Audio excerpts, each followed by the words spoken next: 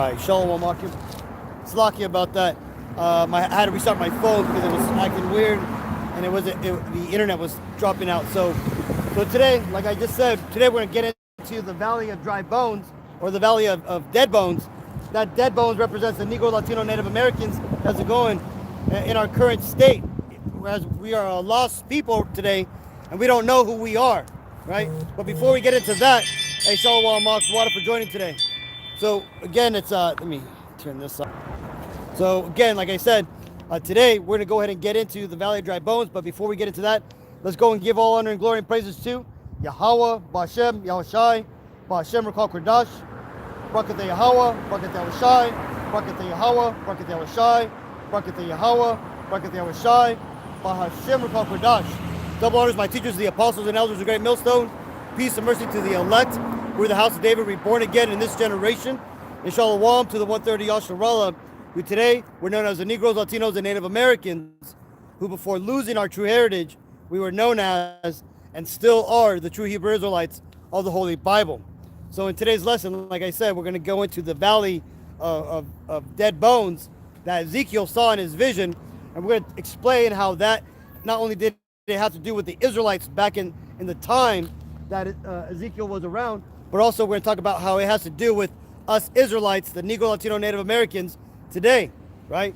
And to get started, let's go ahead and read this as far as how the Lord made the Negro, Latino, Native Americans, the Israelites, into how he brought them down into why he brought us down into such a low state, right?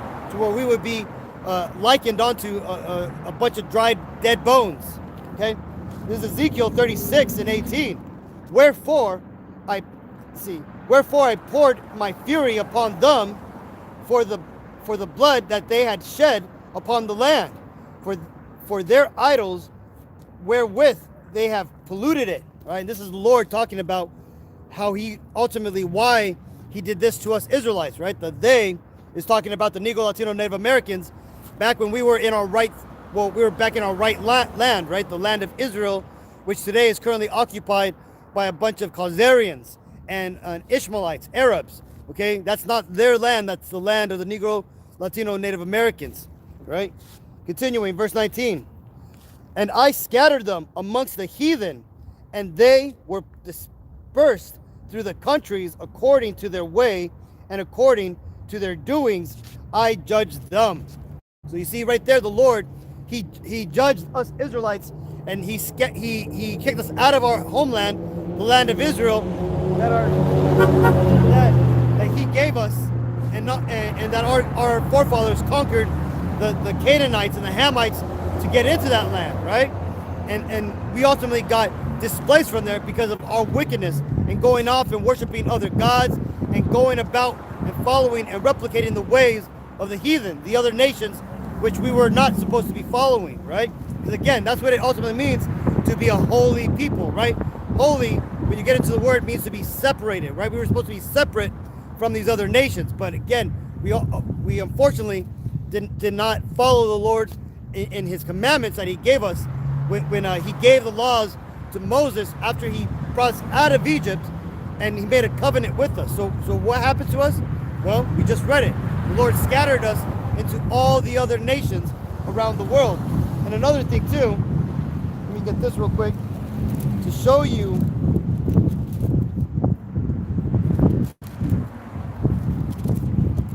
See if I can find it.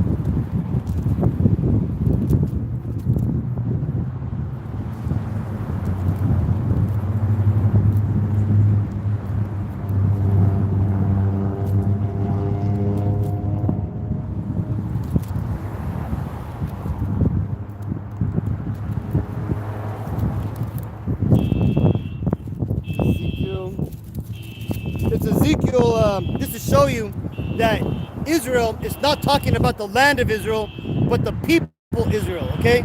Because remember, the country or name, a people it's a people before it's a place, Israel that is, okay? So let's read this. This is Ezekiel 5 and 5. Thus saith Yahawah, Ba'Shem Yahawashi, power, this is Jerusalem. I have set it in the midst of the nations, and countries that are round about her.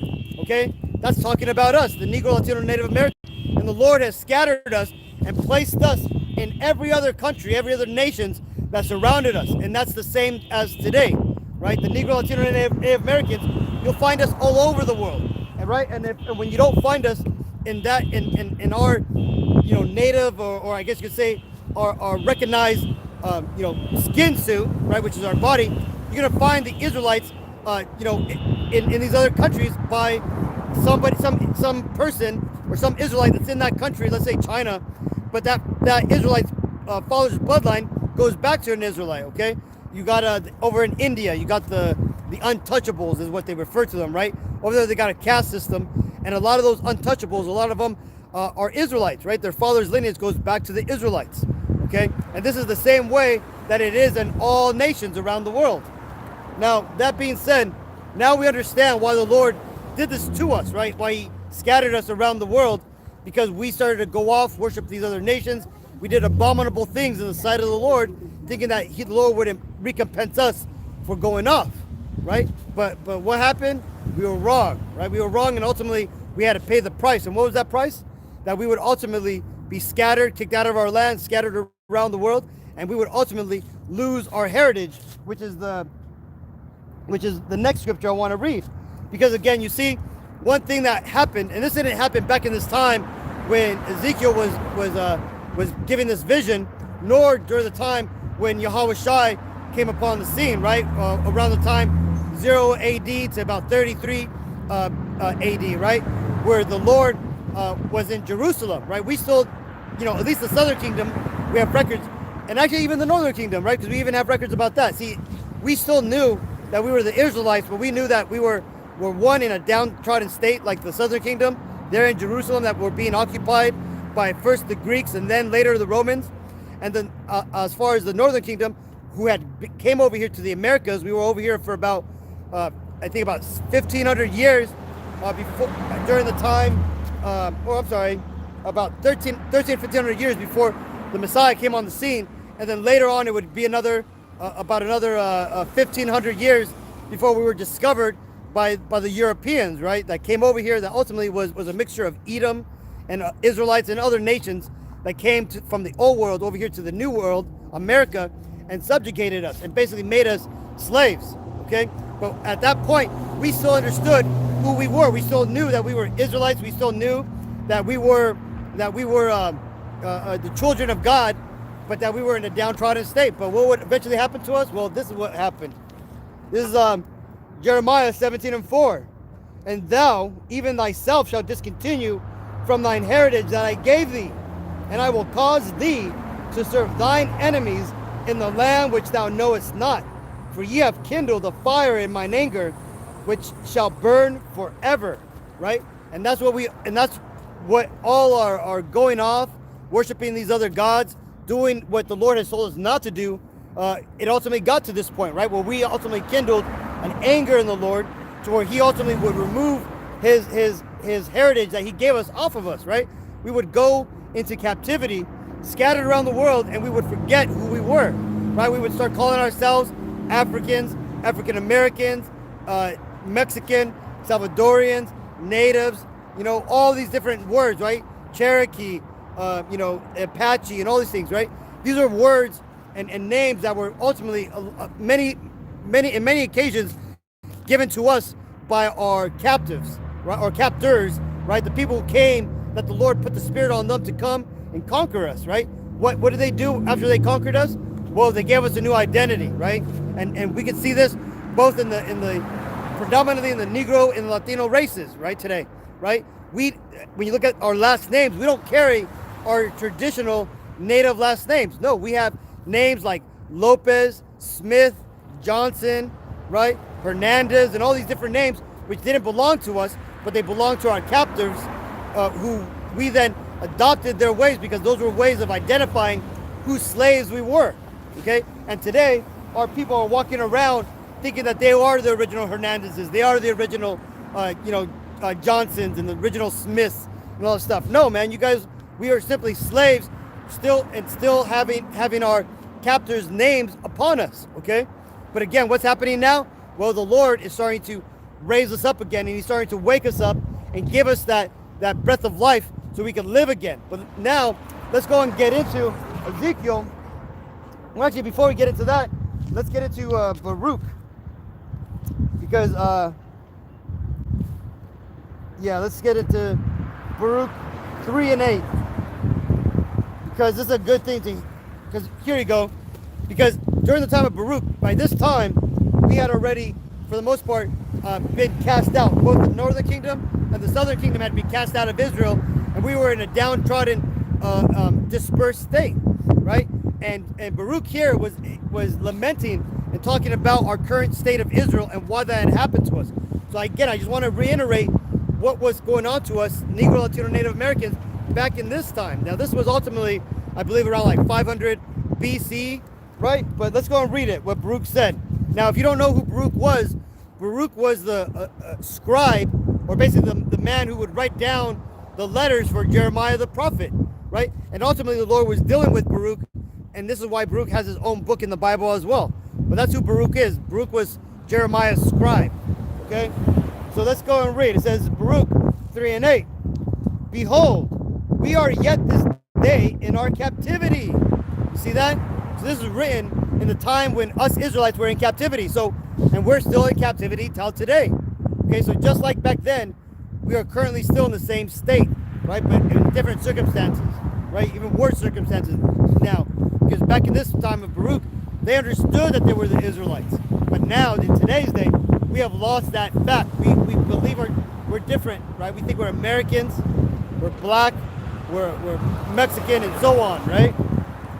It says,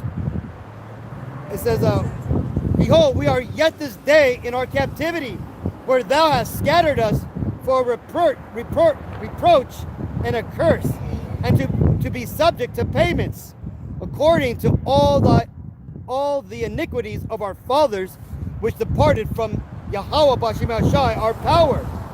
See that? So are we not today subject to payments? Right now I'm battling with the DMV to pay my registration, right? A bunch of paperwork messed up, but ultimately it's now I'm having to pay all these extra fees.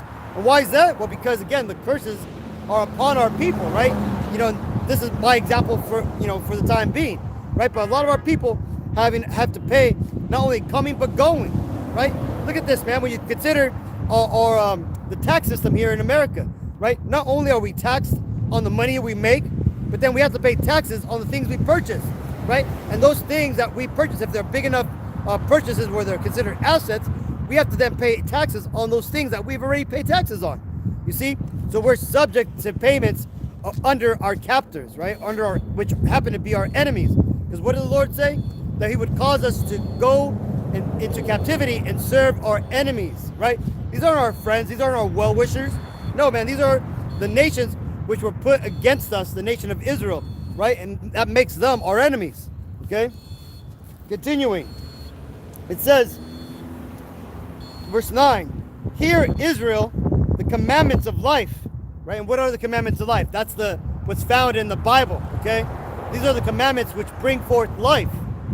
It says, give ear to understand wisdom. How happeneth it, Israel, that thou art in thine enemy's land, that thou art waxen old in a strange country, that thou art defiled with the dead, that thou art counted with them that go down into the grave.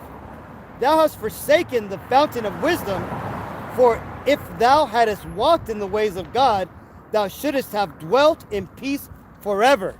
You see that? See, because we forsook the fountain of wisdom. And what is that fountain of wisdom? It is the repository, which we know as the Bible, which holds the words of the Lord.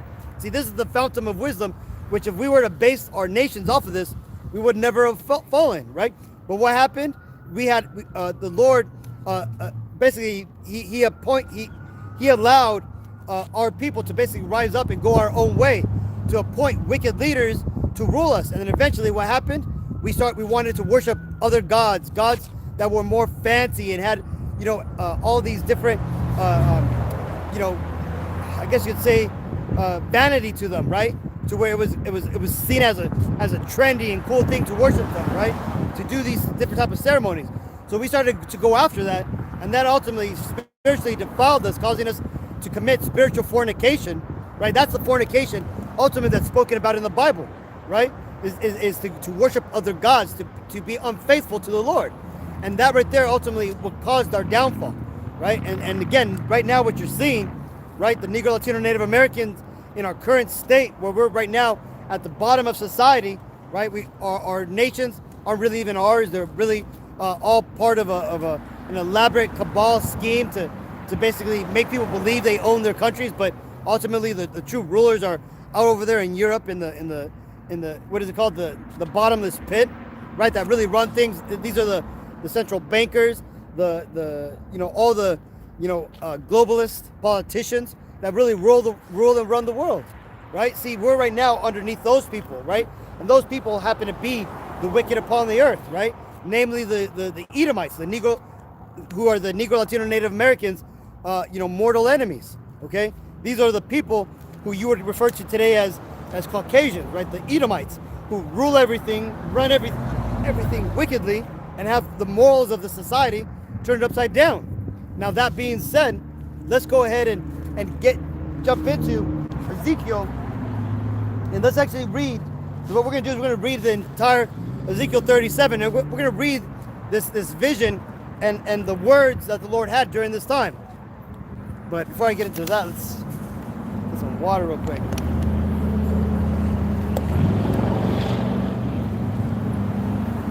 All right, so let's start. Here's Ezekiel 37:1. The hand of Yahawah was upon me and carried me out in the spirit of Yahawah. Right? So right now, Ezekiel had a vision, right? And the Lord was starting to basically give him an out-of-body experience, okay? Where the Lord was basically dealing with him. And it says, and carried me out in the spirit of Yahawah, and set me down in the midst of the valley, which was full of bones, and caused me to pass by them round about. And behold, there were very many in the open valley, and lo, they were very dry. So think about that, man. So now all of a sudden, Ezekiel had this vision where he was being pulled out, and he was taken, and ultimately he was being put into a big valley. And not only was there a couple of bones, there was thousands of bones, right? Because what did he say? There were bones round about him. Everywhere he turned, there was bones, right? And what were these? And what was some of the description of these bones? That they were very dry. Okay, so think about that, man. You know, when we watch movies, like when they show Old West or old, secret ruins and stuff, and you see all these skulls and bones. There's no flesh upon them, and they're all bleached. That's ultimately what Ezekiel is seeing here, right? And it says, verse 3, and he said unto me, Son of man, can these bones live? And I answered, O Yahawah power, thou knowest. Again he said unto me, Prophesy upon these bones, and say unto them, O ye dry bones, hear the words of Yahawah. Right? So there you go. So see, those bones that the Lord told Ezekiel to prophesy to are the Israelites, the Negro, Latino, Native Americans, right? And that's exactly what I'm doing here, right? I'm prophesying onto the dry bones of our people. Because again, if you're a Negro, Latino, Native American, or your father's lineage goes back to that bloodline, this message of the Bible is ultimately for you. What I'm talking about is ultimately for you people, right? To wake up and to find out what's going on, to wake the fuck up, to see what's going on. Because again, right now we're living in very perilous times. Though it may not seem like it, though war hasn't broken out on the streets, though your money is still able to purchase a bit of goods, pretty soon it's not going to be that way, right? Pretty soon you're going to see rows of wandering gangs or basically, people just straight up shooting each other, right? We're already starting to see events like this where people are starting to lose it, right? And this is all because there's no jobs or there's no places to live, right? Or there's not enough money going around. But imagine when the money is completely worthless, when they've shut down the banks, when the food that satisfies people's stomachs is no longer there, right? they say that you have basically 3 days to basically or what is it? If you miss like nine meals, which is 3 days, that's when society will collapse, right? So we're going to get to that point, right, where a lot of people are going to start missing food because they're not going to be able to find it, right? Yeah, you may be able to share food with your neighbors here and there, but that's going to be, those are going to be the exceptions. Those are going to be the people who have been smart enough to realize what's going on and have prepared and put food away. But when you look at the majority of the people out there, right? Let's see all these people here in the shopping centers. A lot of these people don't understand what's going on. They're only buying the food they need for the day, for the week. But again, they're not putting away food like in storage. They're not, preparing for themselves. And ultimately, what's going to happen is they're going to be subject to the events that are going to come in the future, right? Because again, what's that saying? See, you got to ignore reality, but you can't ignore the consequences of reality, okay? And that's ultimately what's going on. See, all these people here who are just going about their average day, trying to, live their best life, they're ignoring reality. They're ignoring what's going on around the world. How, what is it? This last year, there's about $1.7 trillion worth of countries just dropping the dollar. That's how much U.S. debt has been cashed in this last year. Last year, France totally brought back all their gold that the U.S. Federal Reserve was holding for them. And why is that? Because all these countries, even the allies of America, are starting to see that the dollar no longer has a future, and now everybody's pulling out, right? But guess who's not pulling out? The citizens of the United States, the woefully ignorant, the sleeping dead, or the Valley of Dry Bones. When speaking about the Negro, Latino, Native Americans, right? They have no idea what's coming, right? Back to this. It says, verse 5, thus saith Yahawah unto these bones, behold, I will cause breath to enter into you, and ye shall live. And what is that breath that's going to enter into these bones? Well, that breath is the knowledge of the Bible, the truth. See, the Lord, what he's going to do, he's going to raise up the prophets from old, and he's going to bring them back in this world. And these prophets aren't going to come out of a cloud, with white beards and big old tunics, with staffs in their hands. No, the Lord's going to take the spirits of the prophets, the teachers, and all the people from back then, the ones that he knows he could trust, and he's going to put those spirits back into the world. And how is he going to do that? Well, he's going to bring them back through reincarnation, right? When you get into that word reincarnation and you break it down, re means to come back. Garnet means in the flesh, carnation, right? So he's going to bring them back in the flesh. And how do you do that? Well, you put the spirits of the prophets of the old, the spirits of the teachers, and all the leaders, and you put them back into new bodies. And those new bodies come out as babies, right? And those babies started to come back.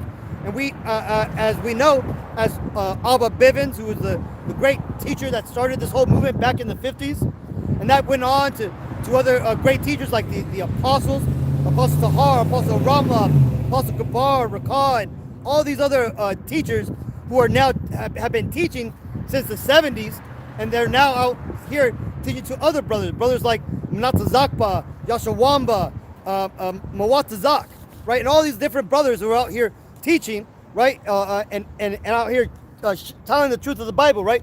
This is how the Lord is putting the breath of life back into into those Valley of Dry Bones, right? By making us make these videos, by having us come out here and teach our people, right? Answering questions, right?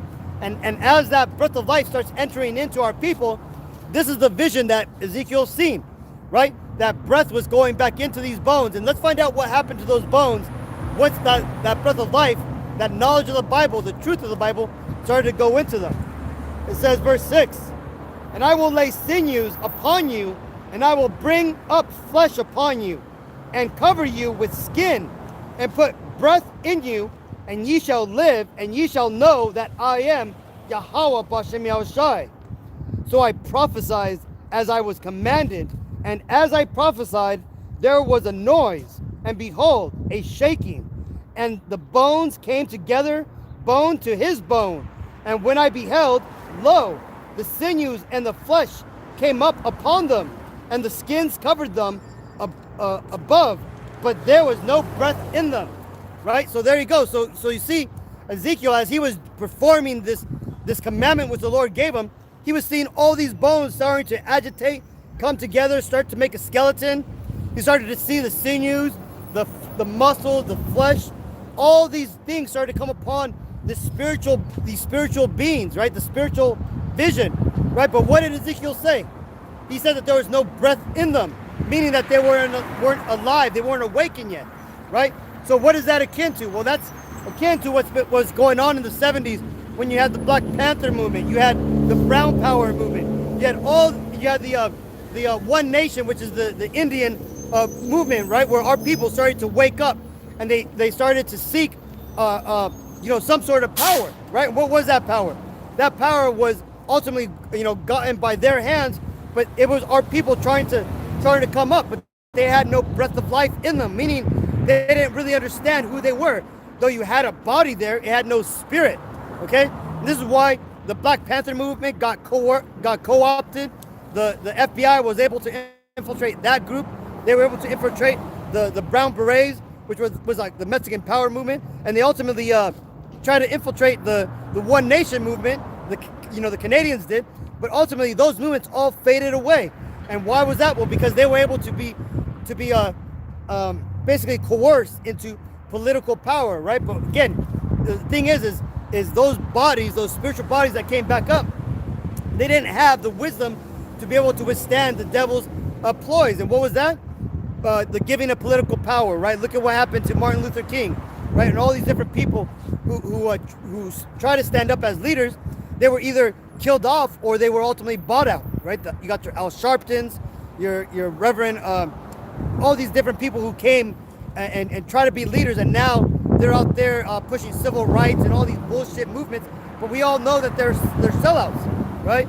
Like Jesse Jackson and whatnot, all those people, okay? See, those were the bodies that had got built back up, but ultimately didn't have the breath of life in them. They didn't have the truth of the Bible, okay? But that's different now. Now what's happening is now that more of those bodies have been built, put back together, now now the breath is coming, and the breath is entering in to the souls who are ready to receive it. That being the elect and the 144,000, okay, of our people, meaning 1 out of every 3 Negro, Latino, Native Americans are going to be getting this truth and are going to be waking up and rising up to the true heritage and doing those things which the Lord wants them to do, and hence fulfilling the prophecies that we're going to be reading here. So going in, verse 9, and then said he unto me, prophesy unto the wind, prophesy, son of man, and say to the wind, thus saith Yahawah B'Shem Yahshai power, come from the 4 winds, O breath, and breathe upon these slain, that they may live, right? And that's ultimately talking about how the Lord commanded us Israelites to basically come here and basically prophesy, to the wind, right? Don't worry about who's listening to you. Don't worry about how many followers you got, how many clicks you get, how many followers your page has. Don't worry about it, right? Ultimately, prophesy onto the wind, and the Lord's going to get the Negro, Latino, Native Americans that He wants to hear this truth to get it, right? And all those other ones, and ultimately He told us to go all over the world, right, into the 4 winds, right? Meaning that the Lord is going to spread this truth around all the world. And why is that? Well, because He's gathering the Israelites from all the 4 corners of the earth, which means this word has to be heard by our people, either in person or through the internet, right? The unicorn, which is doing the heavy lifting for us, as the apostles say, right? Because again, this is why we don't have to do what IUIC does, get on jet planes, fly to some country to try to, convince people to follow us. No, man. The thing is, the Lord's going to have the Israelites follow, He's going to have the Israelites that He wants wake up to this truth, regardless of how they hear this, be it on an Instagram real quick clip or a YouTube video, or they happen to come across a brother out in the streets, right? The Lord is going to bring all those He wants to save, all those who He wants to wake up. He's going to bring them across this truth, right? And everybody else He's also going to ultimately bring them by this truth.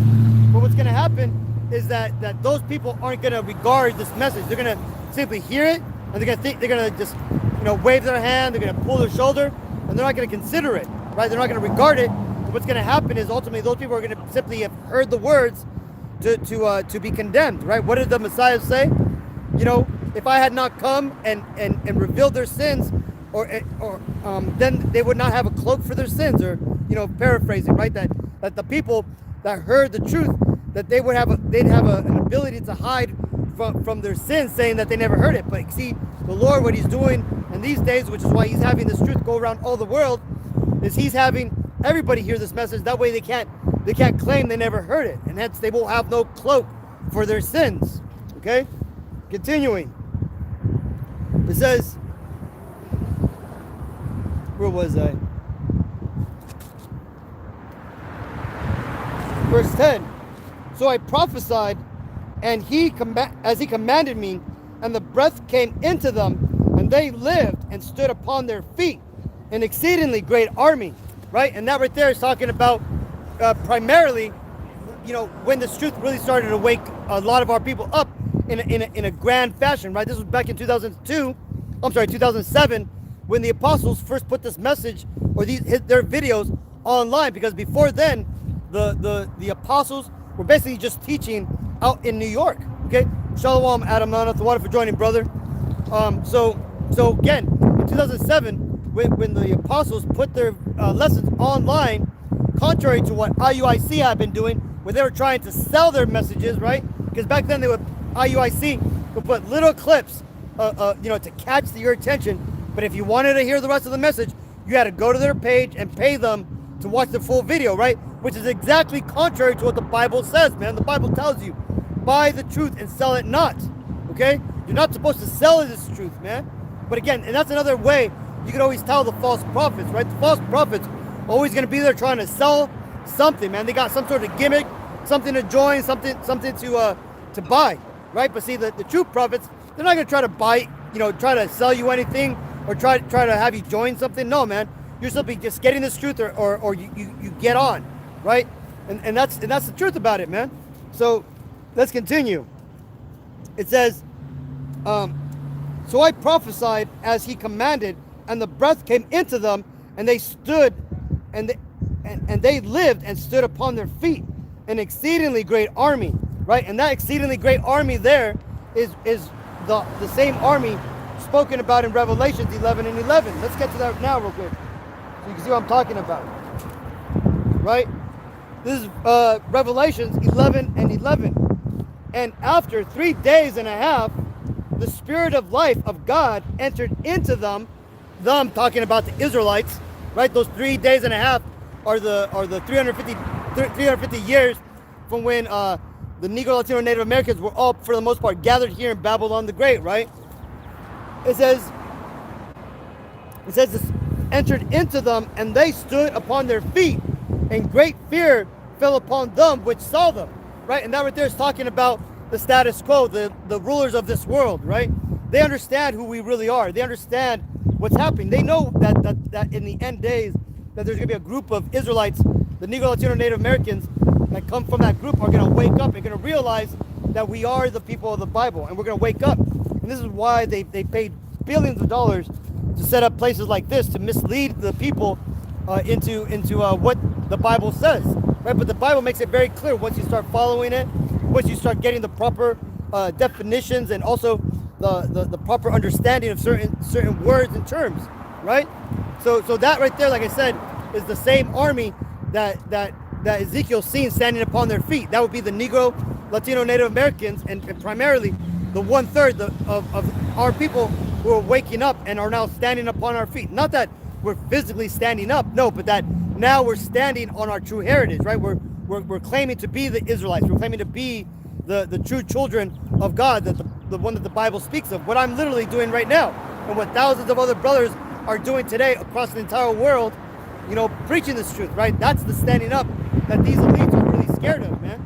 That's why they're passing these laws. That's why they're gonna pass that whole TikTok ban law, which, by the way, that TikTok ban law isn't to get rid of TikTok, because when you read the 50 pages or the 55 pages that law is about, it has nothing to do with banning TikTok. It has to do with shutting down free speech online, right? And that law is gonna pass, right? They're gonna use TikTok as a scapegoat and say, oh, we got to do it Because the Chinese government's spying on you. Not all at the same time while you got Facebook, Instagram, and all these other, American-made social media companies spying on you and stealing all your data, right? But see, now they can blame it on China by using TikTok and now have a reason to bring the Patriot Act basically online, right? To take down the internet, to block America off from the rest of the world, so that way you don't know what's going on around the rest of the world. You can't spread the truth. You can't spread about what's really going on. So that right there is what's ultimately happening. So back to this. It says, verse 11, back in Ezekiel 37 and 11. Then he said unto me, Son of man, these bones are the whole house of Israel. Behold, they say, our bones are dried and our hope is lost. We are cut off for our parts, right? And that's our people, right? The Negro, Latino, Native Americans. Right now, our people believe we're destroyed and there's no way we could get back, right? That we're basically here at the wheels of the Caucasian race or the other Chinese or the Arabs, and we have to basically just, take whatever they give us. But little, to our people who are not in the know, know that, pretty soon we have a big gift coming to us. And what is that gift? That gift is to be the rulers of the entire world pretty soon, right? Because again, heaven on earth is here in America. When the Lord comes back, he's going to take out the powers that be, right? All the empires around the world are all going to fall. And ultimately, the people who are going to be placed up again are going to be the Israelites, the Negro, Latino, Native Americans. And we're going to be the new kings, the rulers, the priests of the world, right? And everybody's going to be following the laws of the Bible, right? And what does that mean? That means that they're going to be underneath us, right? Forming the will of the Lord and our will to build up our kingdom, to make earth heaven upon earth. No more are you going to find corruption. You're not going to find all this LGBT lifestyle crap that's polluting our world. You're not going to find rivers and air being polluted with chemicals and just the world being covered in war. That's all going to go away, right? That's the way of the devil, right? And that's why the devil is in power right now, right? So let's continue. And it says, verse 12, therefore prophesy and say unto them, thus saith Yahawah B'Shem Yashai power, behold, O my people, I will open your graves and cause you to come out of your graves and bring you into the land of Israel, right? And that's what's happening right now. Right now, the Lord is opening up the graves of the Negro, Latino, Native Americans, and anybody whose father's lineage goes back to that bloodline, and he's causing us to remember who we were, right? Let's actually get Baruch for that, because that's another scripture. That's this right here. This is Baruch 2 and 30. For I knew that they would not hear me, because it is a stiff-necked people.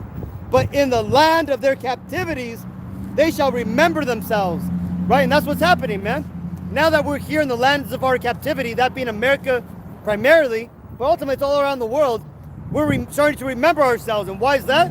Because the Lord is starting to wake us up by giving us back our true identity, letting us, find all these historic records of how when they came over here to the Americas, that the Native Indians were calling themselves the Gadites or the tribe of Reuben or the tribe of Issachar, right?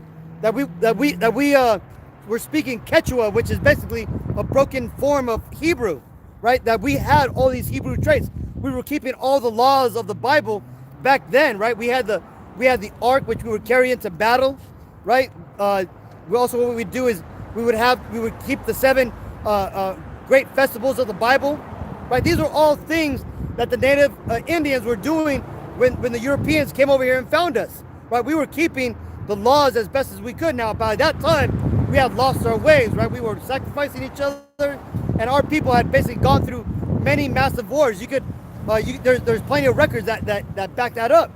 Now, what happened is ultimately the punishment that the Lord prescribed for us had to come, and this is why you had our people go into slavery back then too, right? They killed off about 80% of the Latinos, and it was so bad that they had to find replacements for all that labor. So what did they do?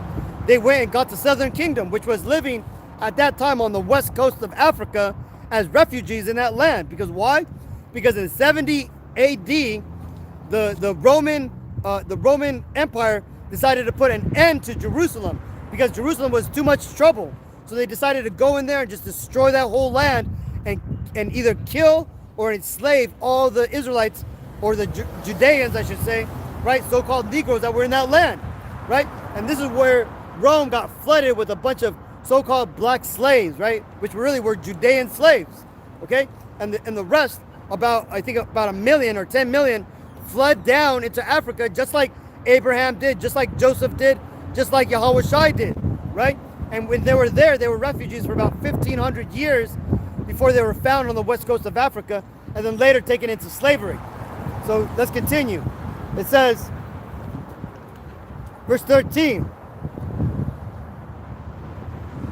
Oh, and also the other part is that when the Lord starts to bring us out of our graves, he says there, he's going to take us back to the land of Israel. Now, that hasn't happened yet, because again, ultimately, the elect, the 144,000 plus the 1/3 of Israel, has to be sealed, and then the prophecies have to play out before all this stuff goes down. And what are the last two big prophecies? Well, that would be the mark of the beast, which is the RFID microchip they're going to try to implant into your right hand or your forehead, right? Which is going to be tied to all this CBDC, digital currencies, the new economic money system, which is going to come on the world, right? The federal government already said that they're going to officially launch the Fed Now system in July, right? We're already, like I said, and we're seeing all these other nations pulling out all their gold, and they're cashing in all their debt, American debt, to basically even at a loss. So that way they won't be stuck with these US dollars when the system collapses. All right?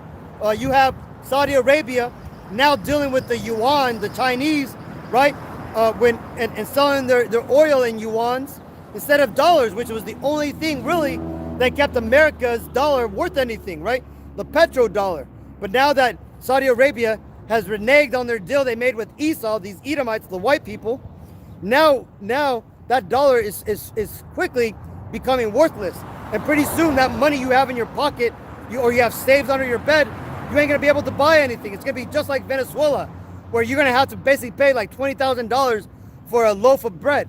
Okay? And why is that? Well, that's because your money's becoming worthless. This is what all this printing of billions of dollars, what was it? I think in the last 2 years, these politicians have printed 20% of the money supply, right? We went from $21 trillion of debt. Now we're at $33 trillion of debt, right? And what is that? That has to do with basically all these politicians and all these corporations that run America, basically trying to get their piece of the pie before it's too late, right? It's like somebody who knows they don't have any money in the bank, and this person is going around the city writing all these checks that they know are going to bounce, but they're basically putting out that money as fast as they can so they could get all these goods before their banks or their checks bounce. Okay, that's exactly what America is doing right now.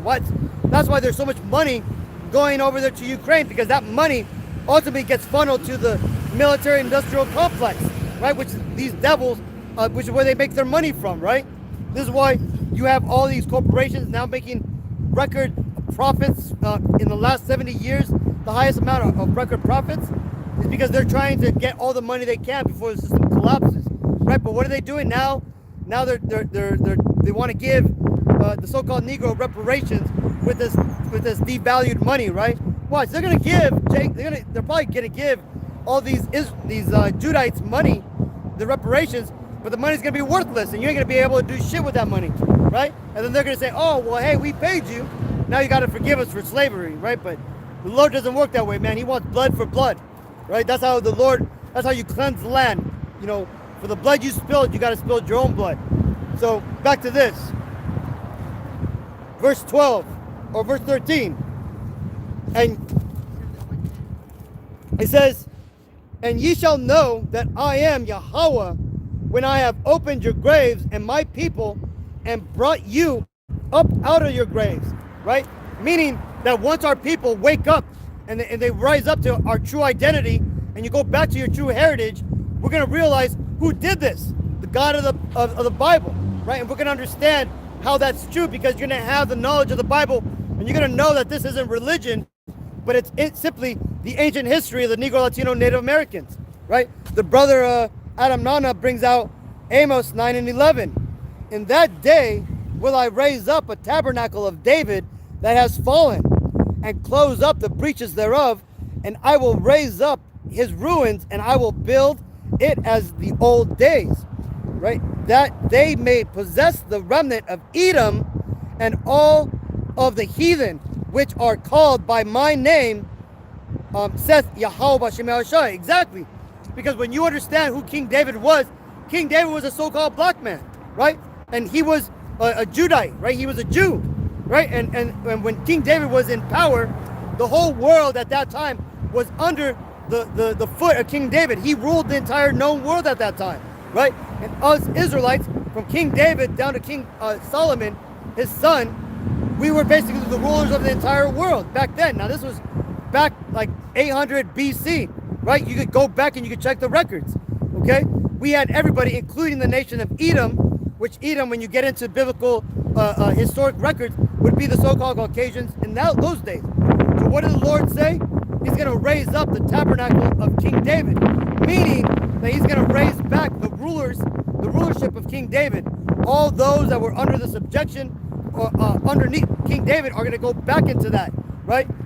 And ultimately the Lord's going to put the Israelites back in rulership, okay? And that means that all the other nations, the Arabs, the Chinese, the Japanese, the true Africans, the Armenians, all these people, they're ultimately all going to lose their empires, and they're going to fall to God, right? Because when God comes back, he's not going to come back on some donkey and he's going to, come back, preaching love and peace. No, the Lord's going to come back and he's going to kill many, many people, as it says in the Bible, right? But these churches out here, because they want to just get paid, they try to tell you God's all love and, God loves everybody and he's going to save everybody. No, that's not what the Bible says. The Bible says very clearly that when the Lord comes back, he says, think not that I've come to bring peace upon earth, but to bring a sword, okay? Because that's what ultimately is going to happen, right? And why have these churches lied to our people? Why have these churches said that God's all love and peace? Because that way you won't try to seek the truth. You won't get right, and this way you're going to continue in your sin, right? But again, this is ultimately was all a plan of the Lord to basically get you in a trick bag. So that way you would keep doing all that wickedness. You would keep doing all that sinning and not worry about it until it's too late, right? But again, ultimately what's going to happen is only the Israelites, the Negro, Latino, Native Americans, the 1/3 of those people are going to hear this message and are going to wake up and actually going to repent and get right before the Lord comes back, right? And all the other people, they're not going to know what's going to happen, and they think it's just going to be an alien invasion, and they're going to basically be rooting for these Edomites who are going to be fighting against the Lord, right? But again, it's all prophesied that this is what's going to happen. But you know what? Let's get back to this. It says, verse 14, and I shall put my spirit in you, and ye shall live, and ye shall place, and I shall place you in your own land. Then shall ye know that I am Yahawah, have spoken it and performed it, and saith Yahawah Bashim Shai. The word of Yahawah came again unto me, saying, moreover, thou son of man, take thee one stick and write upon it for Judah and for the children of Israel, his companions. Then take another stick and write upon it. Hey, how's it going, man? So ultimately what that is talking about this right here, right? Basically the stick or the sign, which is the sign that holds not only the children of Judah, which would be the southern kingdom, the Negro, Latino, and the tribe of Judah, who are the so-called American Negro, Benjamin, who is the so-called West Indians, right? Jamaica and all those islands, and then the Haitians, right? Which is Levi, and then also the nation of Israel, that being the Latinos and Native Americans.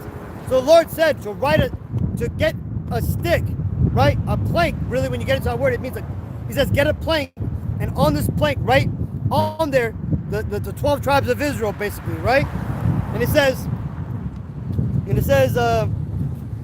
verse 17, and join them one to another into one stick, and they shall become one in thine hand, right? So the Lord is telling us, when we have this plank, put it together and basically make a sign out of it, like what we have here, right? This, right?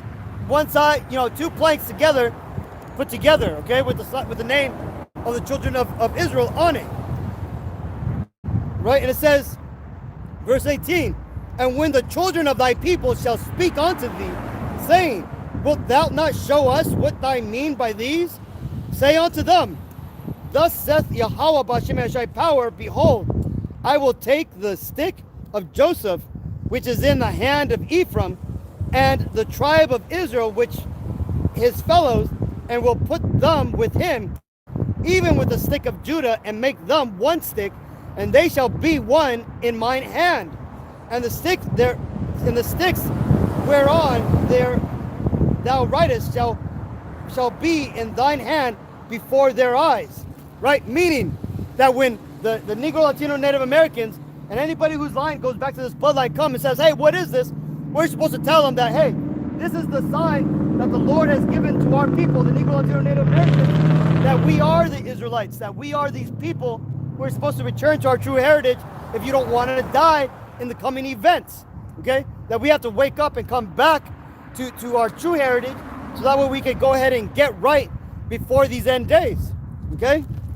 Continuing. It says, verse 21, and say unto them, thus saith Yahawah b'Shem power. Well, actually, Salaki, I already read that.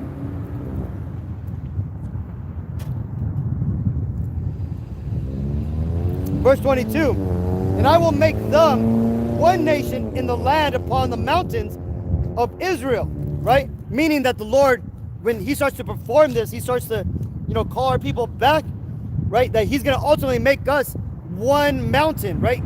What does that mountain represent? A government, a group of people who are, basically sovereign, right? And that's ultimately who us Israelites are. Though we're stuck here in America, in France, in Europe, and all over the world, we see ourselves as the Israelites, knowing that we are the children of God, meaning we are that mountain, right? And what did the Lord say? He would cause this mountain to be over all the world of Israel, right? And it says, and one king shall be king to them all. And who's that king? Well, first and foremost, it's our spiritual king, who is Yahawashi, the Messiah, right? Who the world ignorantly calls Jesus Christ, whose, again, true name is Yahawashi. Yahawashi is Hebrew for he is salvation. Next, after Yahawashi, our spiritual king, you have our physical king, who is King David, who is the true king of Israel, right?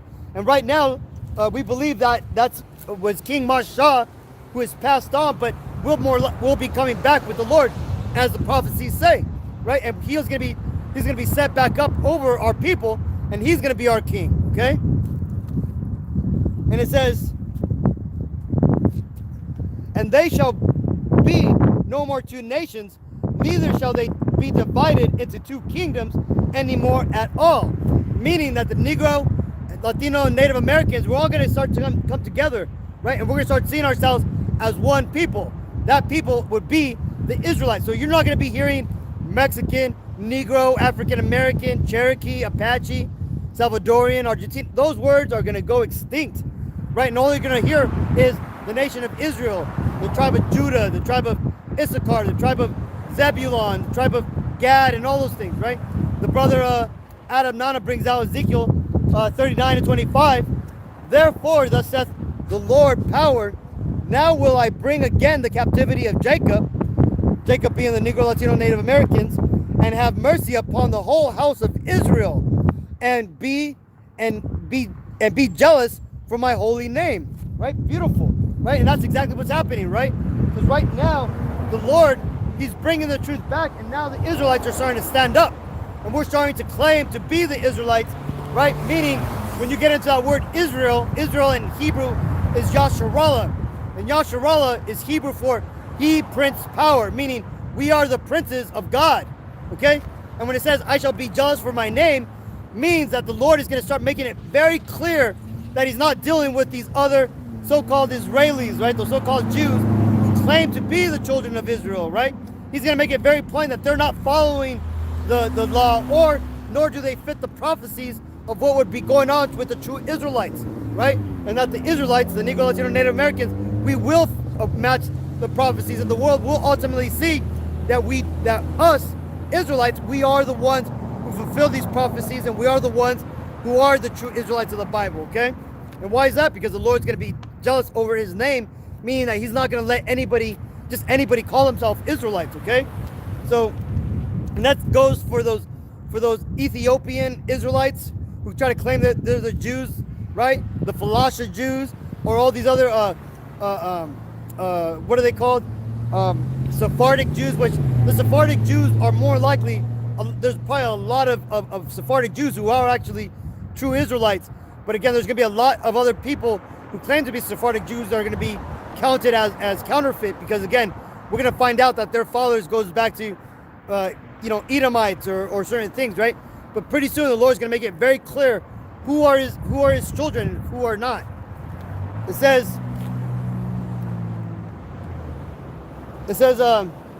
verse 23, neither shall they defile themselves any more with their idols, nor with their detestable things, nor with any of their transgressions, but I will save them out of their dwelling places wherein they have sinned, and will cleanse them. So shall they be my people, and I will be their power. Right? So that right there proves that the true Israelites who are going to return to the Lord, they're not going to be doing things like eating pork, eating shrimp, doing these awful little things, these small little things, even though they're small and trivial, but the Lord sees them as abominable, right? So hence, because they're so easy not to do, those are the easiest laws to keep, and hence that's the easiest way to show the Lord that you love him, right? So these people that the Lord's going to bring back, what did he say? Let's repeat that again. It says, neither shall they defile themselves anymore with their idols. So we're not going to be out here practicing Christmas, praying to white Jesus or Guadalupe or all of these other false idols, right? It says, nor with their detestable things. So you're not going to be seeing us eating crab legs and shrimp cocktails, none of that type of stuff, right? We're going to start basically cleansing ourselves so that way we can get those blessings and we can get the curses off of us, okay? And for those Israelites out there who have been doing those little things, you can attest to it, that the Lord has started to bless your life. He has started to take off those curses and those demons off of you little by little, and all of a sudden you're doing better, right? And why is that? Well, that's because you're doing what the Bible says to do, right? You're fulfilling the prophecies, and ultimately the blessings are starting to come upon you, right? And that's how it goes. Continuing, it says, verse 24, and David my servant shall be king over them, and they all shall have one shepherd. They shall also walk in my judgments and observe my statutes and do them, right? And that's what's happening, right? Right now, our one shepherd are the apostles, starting with Apostle Tahar, right? All these other camps, sorry, brothers and sisters, but if you're not underneath the apostles, then you're not, the Lord's not dealing with you, okay? You may have a good understanding of the scriptures. You may have, done a lot of great works, but the plain, simple truth is that you can't come under this truth, and you can't be following the Lord unless you're following the man that the Lord set up here on the earth. And who is that? That, first and foremost, is Apostle Tahar, like it or not. You may not like his politics, his demeanor, or the things he says, but the thing is he is the leader of Israel, okay? And those are him and the apostles and are all the leaders that you have to follow. Now, that doesn't mean you have to be in Great Millstone, but it does mean that you have to follow the teachings that the apostles who are in Great Millstone are saying, okay? You can still be an autonomous Israelite, doing your own thing and having your own little groups, but ultimately the person that you have to follow here upon earth has to be that one head. That one head is the Apostle Tahar until the Lord says so, right? And then after that, it's going to be the next leader, and the Spirit will reveal who that is, be it Apostle Gabar, Apostle Ramab or Apostle Gabar. You know, it's all hypotheticals for right now, but for the point being, the true leader of Israel today would be Apostle Tahar and the other apostles underneath them, okay?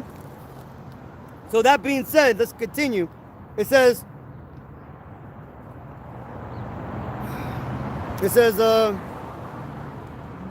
they shall also walk in my judgments and observe my statutes and do them. So there you go. That's another cut to all those, the law is done away with Israelites, okay?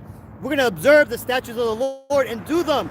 See? Because again, what a lot of people don't realize is when the Messiah came, he didn't get rid of the law. He simply, he turned off the punishments or the curses that breaking the law brings, right? So yes, you can still eat pork and shrimp, but you're still sinning, okay? The punishment that you would get from eating that is done for, but the act of doing that still applies, okay? So the thing is though you're not being punished for doing it, you're still not supposed to do it, okay?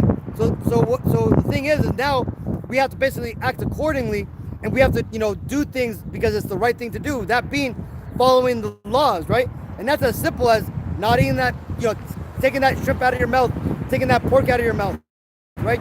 Do little things like that. And I'm only saying those two laws about pork and shrimp because those are the easiest laws to follow, okay? Even though these devils, when you really get into it, pork and shrimp is in everything. And why do they do that? Because they know that that is something so easy that they get to follow us by, that when you try to stop eating pork and shrimp, you see it's in everything. And it's, I don't know, I digress. I don't want to get too much into it, but again, let's get back to this. It says, verse 25, and they shall dwell in the land that I have given unto Jacob my servant, wherein your fathers have dwelt, and they shall dwell therein, even they and their children and their children's children forever, and my servant David shall be their prince forever. So you see that? Once the Lord gathers us Israelites up out of the world and takes us back to the land of Israel, that's going to be our land forever. And not only are we going to dwell there, but our children and our children's children, and that's going to ultimately be like the headquarters of Israel for the rest of eternity. Hey, how's it going, brother? Good, bro. Good, man. Have you heard of this truth right here about the 12 tribes of Israel? Yes, I have. Beautiful, man. You know who you are on this list? Mexican? There you go, man. That means you're an Issacharite, right? Right. You're, you know, Jacob and his 12 sons, the 12 tribes? Right. Well, he had one son called Issachar. The Mexicanos, we descend from this man, making us Issacharites. Huh? How do you say Israel? Israel. Israel? But, Same thing, huh? yeah, but you say Israel in Hebrew as Yasharallah. Yasharallah is Hebrew for he, prince, power. These are the princes of the power, right? We are the princes of God. Hence, this is why back when we were calling ourselves the Aztecs, those Aztecas, we talked about our ancient homeland called Aslan, which would be back in the east by Babylonia, right? Where's that? That's Israel. Israel, right? So that's it. And that's what's happening. The Lord is bringing back our true understanding of who we are. He's putting in the spirit in our people to wake up and not really go to these churches which really don't tell us what's going on, but he's putting in the spirit, like brothers like me, and there's thousands of other brothers out on Saturday out here teaching the truth of the Bible, that the Negro, Latino, Native Americans at one time, way before we sinned, we used to be one people, and that one people was called Israelites, right? But because we failed to follow the Lord, and we decided to worship other gods and do bad things and start to mess with these other nations, that the Lord said, you know what, that's it, and he kicked us out of the land. And he kicked first he kicked the northern kingdom out of the land, and we were into slavery for 100 years under the Assyrians. You can read about this in 2 Kings, about how the northern kingdom fell to the Assyrians, and we got taken out of there, right? I want to find out about Islam. Yeah, so Issachar, okay. Issachar. Yeah, so let's read about Issachar, right? So the Bible talks about how Issachar, we would be, like there's particular things about our people that are pertain to us only, right? And one of those things is let me get it for you real quick. This talks about, let's see, where is it? Let's see.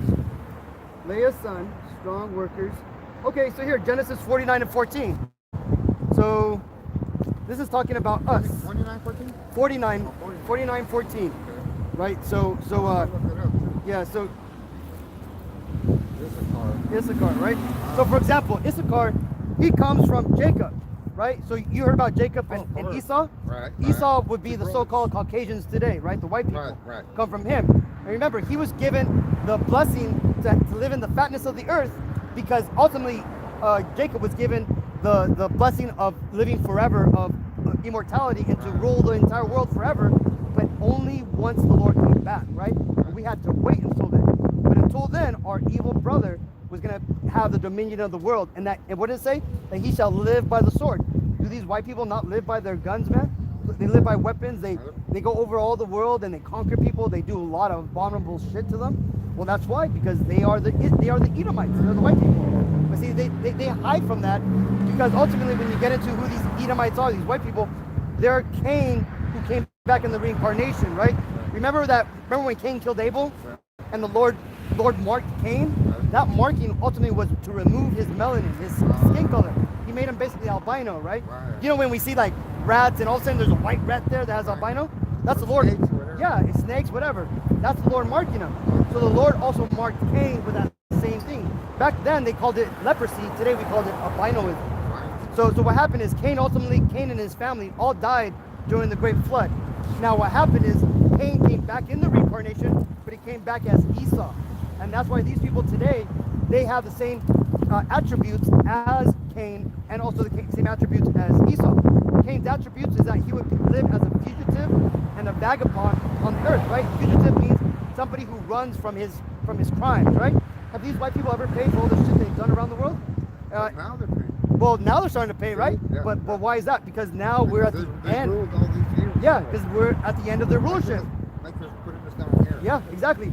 But now it's turning around, and now us Israelites. Now the table's turned. Oh yeah. Here. Let me read this to you real quick. It tells you. It says. It tells you how us Israelites, the Negro, Latino, Native Americans, how once these Edomites' kingdom comes down, it's our turn to come up, right? And it says. Let's see. How do you get so much knowledge? The Lord, brother. The Lord put it in my spirit to read this stuff, to put me underneath my teachers, who are the ones who also did all this information. And that's it, man. Like, it's crazy. If you knew me 10 years ago, man, You're not the same person. I was a fucking wicked ass person, brother.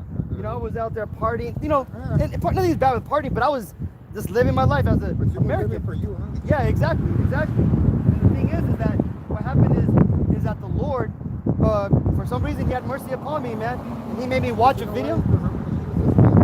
Yeah, that's exactly what happened. He had me listen to some of the video lessons that I found online, and I was like, wow, that's the truth. Yeah, He does. He speaks to you, exactly. And ultimately, He also told me that. People. Yeah, exactly. And that's what He told me.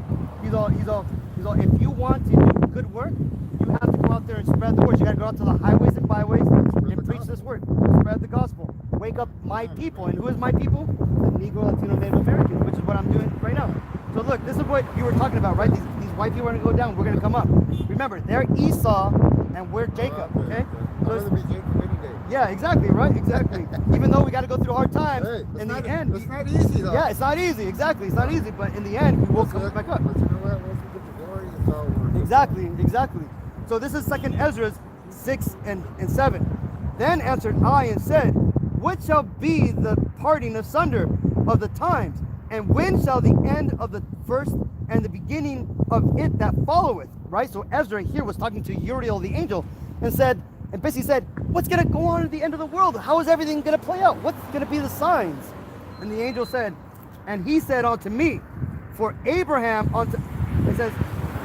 he said unto me, from Abraham unto Isaac, and when Jacob and Esau were born of him, Jacob's hand held first the heel of Esau, for Esau is the end of the world, and Jacob is the beginning of it that followeth. The hand of a man is between the heel and the hand. Other question, Ezra, asked thou not. Meaning that in that image of Jacob, right? So Jacob, right, when they were in the womb, his hand grabbed onto the foot of Esau, right? And the angel said that was a spiritual sign, because as the head is the beginning of a man, his foot is his end, right? And what he was saying is that as Jacob grabbed onto the heel of Esau, meaning that his at the end of Esau is going to be the beginning of Jacob, right? So what that basically means is when Esau's empire falls, then Jacob's empire is going to rise up, and that's it. So what we're seeing right now, even though it's a little scary and we feel like, oh man, our empire is coming down, it's not our empire. It's their empire. It's never. Thank you, brother. A lot of these people here, they think they're American. They, you know, when back in the old days, right, with the slaves, you had the slaves and the slave master. You have those slaves who wanted to be part of the slave master, and when the slave master got sick, they're like, we're sick now, boss. Are we sick? No, see, our people are very deluded in what they understand what's going on, and they think this really is their kingdom. Oh yeah, yeah, because our people, what happened is, when we were over here in the Americas, what happened is we stayed over here for about 2,400 years before the Europeans found us, right? But we came over here. Let me read to you about this, okay? This is 2nd Ezra 13 and 40. This tells you about how us Latinos and Native Americans, we came over here to the land of America, and the reason why we came over here, right? This is 2nd Ezra 13 and 40. Those are the 10 tribes, right? These are the 10 tribes right here. These ones here, the Northern Kingdom, that went into slavery for 100 years under Assyria. We had sinned so much in Israel. We were worshiping other gods. We were doing a lot of abominable shit. We were worshiping these 2 golden cows. And what happened? The Lord said, you know, that's enough. You guys are going to kick out of here. Exactly. So he brought the Assyrians, and they took us out of the land, and they basically took us back to Assyria for 100 years, and we were slaves there. They took our language away. They took our names away.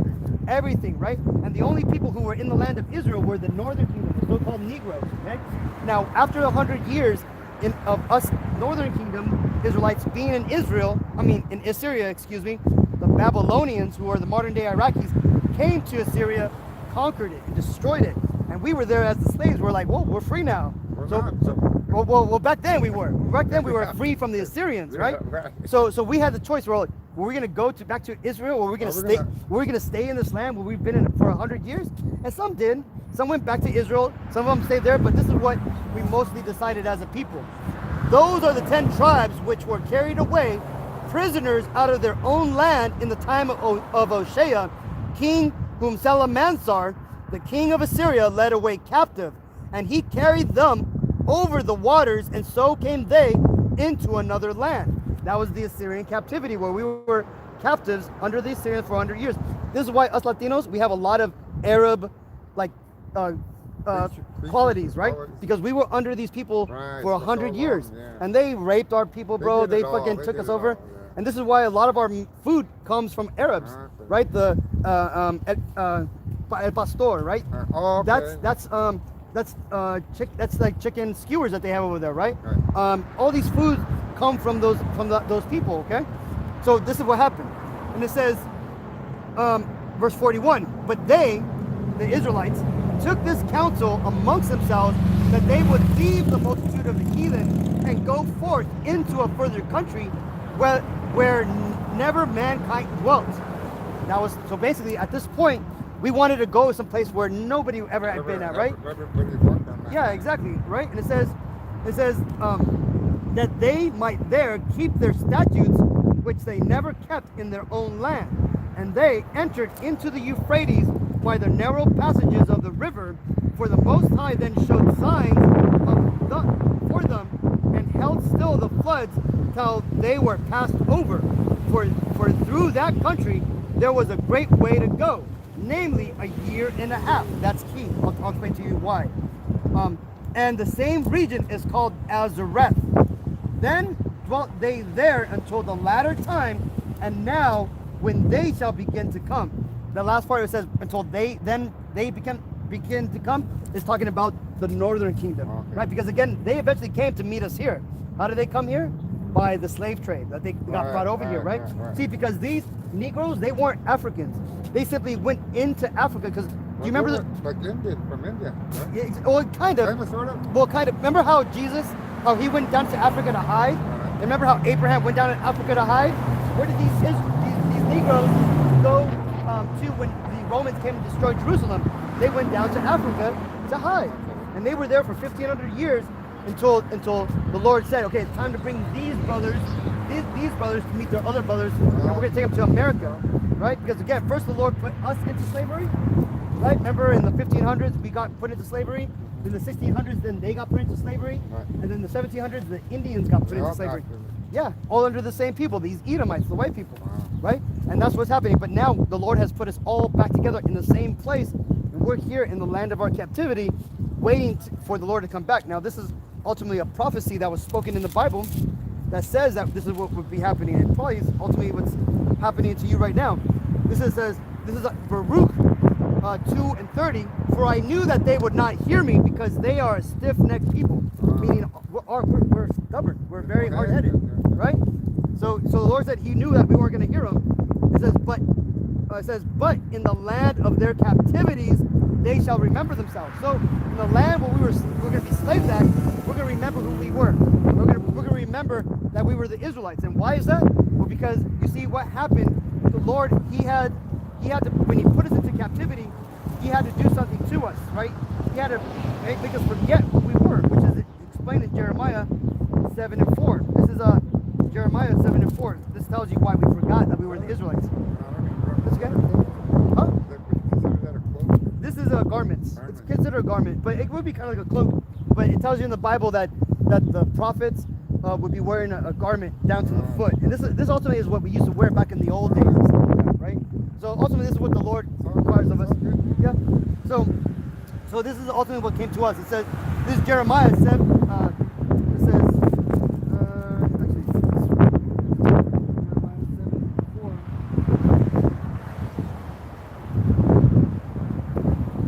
Jeremiah 7, excuse me.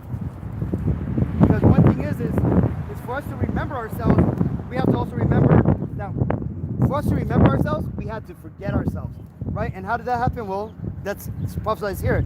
This is Jeremiah 17:4.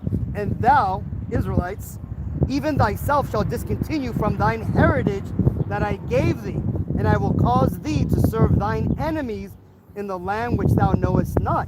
For ye have kindled a fire in mine anger, which shall burn forever. So because we went off, we started worshiping other gods, the Lord said, you know what? Exactly. First commandment, right? Yeah, exactly. And that God, He has a true name. That true name is Yahawah, right? That's Hebrew, right? And this is what He looks like. He's a so-called black man, right? But His name in Hebrew is He is. That's what Yahawah means. He is. And the Messiah, His Son, has a name too. True name, not Jesus, but it's Yahawashi, right? Yahawashi, right? And He also is a so-called black man because He comes from the tribe of Judah, making Him a Jew, right? So this is why that whole image of white Jesus is totally false, right? When you get into the white image, well, that's Hebrew right there, Yahawashi, and exactly, Jesus was Hebrew, right?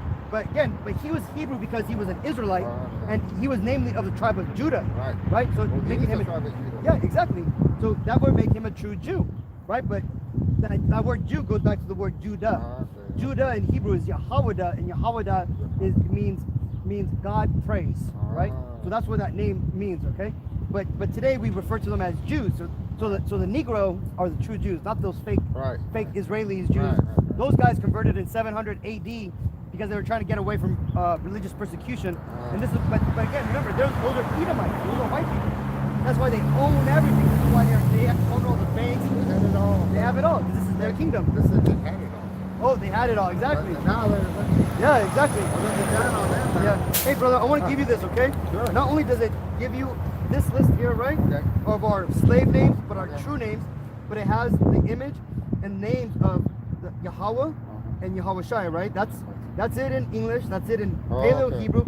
That's modern Hebrew, okay? Sweet. This here is the ancient Hebrew alphabet, so you can actually, so if you want, you go like ha, ha, you know, and you kind of put it together. So like this letter here is Yah. That letter there is Ha. That right there is Wa. So it's Yahawah, right? So that way you could be committed in your own mind, okay? This right here, if you want to do a little practice, this is how it would be in English. Hear, O Israel, Yahawah, our power is one Lord. The way you would say it in Hebrew is well, here's Spanish. Hoy Israel, Yahawah, nuestro Dios. Yahawah es uno, right? But also here, it says Shamai, Yahawah, Yahawah, Al-Hayanawa, Yahawah Akkad. That's Hebrew, okay? And then another thing too, brother, right here, if you ever want to actually read the real Bible, scan this and you'll go to YouTube, you can hear the whole audio Bible there. The 81 books that they have, not the 61 books. Oh, okay. It also gives you the Apocrypha, which is the 14 books, which is what I just read about us coming over here. These are the 14 books they took out of the 1611 Bible. This is a 1611 Bible, okay. which you can buy on Amazon for $30 if you scan that, right? Also, these are in Spanish, right? This is the Reina Valeria. This is. There's 3 Spanish Bibles? There's one, but these are the different Okay. samples. This is you can read it online, free. You can buy it, or you could. Yeah, these two here you can buy. They're just different. There's La Reina Valeria, then also. What is La Valeria? There was a queen, Reina Valeria, okay. and she authorized all the Bible to be put together for the people. Because back in those times, it was considered blasphemous for the regular people to be able to read the Bible. You had to be part of the Vatican and read it in Latin. But This back, is more of a Catholic. exactly, yeah. And then, for example, like King James, which, by the way, King James in the King James Bible, he was a black man, right? Really? Yeah, you know the Dark Ages, brother. Yeah. The Black Ages is when the blacks ruled over all of Europe, and those white people, they came I in. don't know, he was. Yeah, he was black. That's him. There's him, his son, his wife who was white, How cool. right?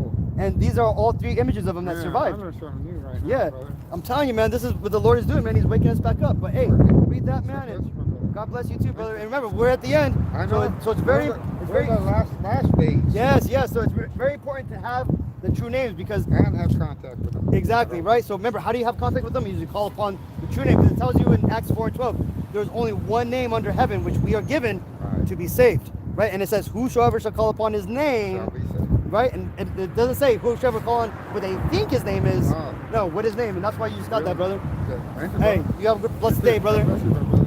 Take care, man.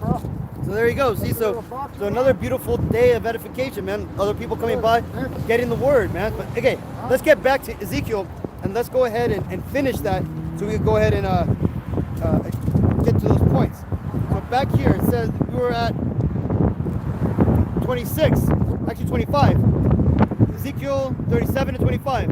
And they shall dwell in the land that I have given unto Jacob, my servant, wherein your fathers have dwelt, and they shall dwell therein, even they and their children and their children's children forever, and my servant David shall be their prince forever. So like I said again, like I was telling that man, once we get the kingdom, it's gonna be our kingdom forever. It's never gonna fall. Unlike these other nations, when they were given a time to rule, their kingdom was only for a particular time, and then ultimately the Lord pulled the plug on those kingdoms and then brought in the next one. And right now we're currently living in the last kingdom, that being the kingdom of these Edomites, or the so-called Caucasian race. Okay, verse 26. Moreover, I will make a covenant of peace with them. It shall be an everlasting covenant which them and I will place them and multiply them, and will set my sanctuary in the midst of them forever. My tabernacle also shall be with them. Yea, I will be their power, and they shall be my people. And the heathen shall know that I, Yahawah B'Shem Hashai, do sanctify Israel, when my sanctuary shall be in the midst of them forever. Right? So there you go. So ultimately, see, right now, you have all these other nations of the world, right? They may stumble upon a video of one of us, right? And they're making fun of us, thinking that we're just making shit up. But pretty soon, once all this stuff goes down and the Lord is dwelling with us there in the land of Israel, they're gonna all know that, damn, those Mexican Negroes and Indians, those really were the Israelites, man. Those really were the people. And we made fun of them. We talked shit about them. We reported their channels. We caused them so much trouble. But look at us now. Now we're in chains and we're serving them, right? But, you know, the last part was kind of a joke. But they are going to ultimately go into captivity, and they will be building up our nations. And the whole world will ultimately know who the true Israelites are, right? So there you go. So now we understand what's really happening. So that being said, let's read this. This is Isaiah 14 and 1. For Yahawah will have mercy on Jacob and will yet choose Israel and set them in their own land, and the strangers shall be joined with them, and they shall cleave to the house of Jacob. Right? And those strangers there are talking about the Israelites who didn't know they were Israelites, that they thought they were Negro, Latino, or Indian, that all of a sudden woke up and found out who they truly were, and now we're cleaving to the house of Israel. Right? Now we're saying that we are the Israelites because we know what's at stake. Right? So that's what that's talking about. Okay? So that being said, let me leave you on this last scripture, Akim. This is Ecclesiasticus 5 and 7. Make no tarrying to turn to the Lord, and put not off from day to day. For suddenly shall the wrath of Yahawah come forth, and in thy security thou shalt be destroyed and perish in the day of vengeance. Right? So like that man just said, man, I didn't tell him. He said it himself. We are living in the last days of the last days. Right? And that's because it is evident to the wise that we are living in a weird time. We're living in something that just isn't right. Right? And for those who are wise and understand, we know that these are the last days. But to those people who have no spiritual understanding, they just know something isn't right. They know things are matching up.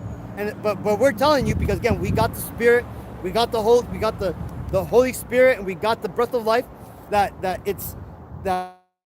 we are living in the last days, and that the message of the Bible is ultimately the calling back of the true heritage of the Negro, Latino, Native Americans, and anybody whose father's lineage falls to that bloodline. That if that's you and you stumbled across this video, it's time to repent, find out who you truly are, and come back to the truth of the Bible. Okay?